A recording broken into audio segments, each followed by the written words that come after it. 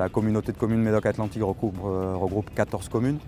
qui vont sur le littoral de Lacanau au Verdon-sur-Mer. Là, en ce moment, on est à Soulac. Et sur le service GEMAPI, on s'occupe des problématiques d'inondation,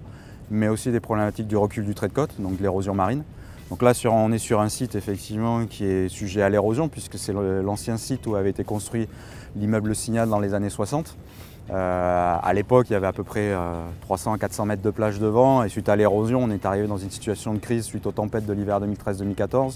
qui fin janvier 2014 a conduit à l'évacuation des personnes qui habitaient dans le Signal. S'en est suivi une phase de contentieux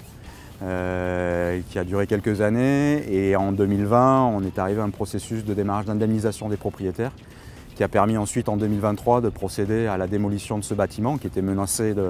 d'effondrement sur la plage avec l'érosion marine. Et en lieu et place de ce bâtiment, on a pu recréer de nouveaux milieux dunaires en mettant en place tout le cortège des fleurs, des espèces floristiques endémiques des dunes littorales aquitaines. L'opération sur laquelle on est de démolition de l'immeuble Le Signal, de renaturation des milieux dunaires, création de nouveaux milieux dunaires, fait partie d'une stratégie locale de gestion de la bande côtière. Donc une stratégie qui vise à traiter un ensemble de problématiques d'érosion,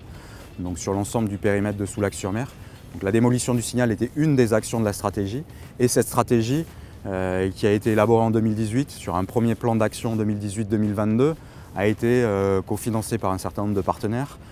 dont les fonds européens qui ont cofinancé